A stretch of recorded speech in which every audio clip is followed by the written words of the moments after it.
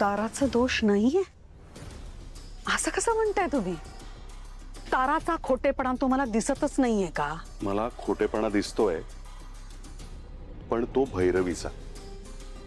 आणि ताराला काही बोलता आलं नसणार भैरवी पुढे, म्हणून ती ते खोटं रेटत राहिली. तरी सुद्धा ताराने खोटेपणा हा केलाच आहे, हे कबूल करताय ना? आणि त्याची शिक्षा तिला नक्कीच मिळणार. किती कौतुक होतं आपल्याला सगळ्यांना तिचं. एवढं छान गाते, एवढी मोठी गायिका आहे, अभिमान होता तिचा आपल्याला सगळ्यांना. पण काय झालं शेवटी?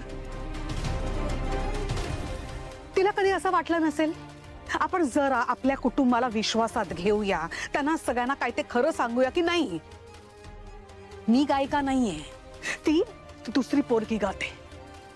सांगू शकली असते ना आपल्याला, केलं असतं ना माफ तिला आपण. पण नाही, तिने आपल्याला केवळ वेड्यात काढलं. कदाचित तिने असा विचार केला असेल की आपण खरं सांगितलं तर सगळे लोक काय म्हणतील, म्हणून काही बोलली नसेल ती. मग आता काय झालं? तिची हीच भीती खरी ठरली ना.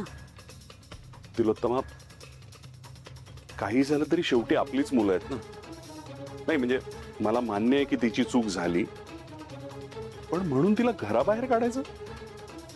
अशी शिक्षा नको द्यायला तिला. मला वाटतं तिला तिची चूक सुधारण्याची संधी मिळायला हवी. इथे तारा चुकलीये हे तुम्हाला कळतंय ना, मग मी चुकले असं का बोलताय तुम्ही माझ्याशी? अगं नाही प्लीज, मला या विषयावरती आणखीन पुढे काहीच बोलायचं नाहीये. माझा निर्णय फायनल आहे. आता यापुढे मला फक्त 3च सुना आहेत. त्यातली एक सून कुठे गायब झाली कोणास ठाऊक. तुम्हाला माहितीये ऐश्वर्या कुठे येते? ऐश्वर्या नाही.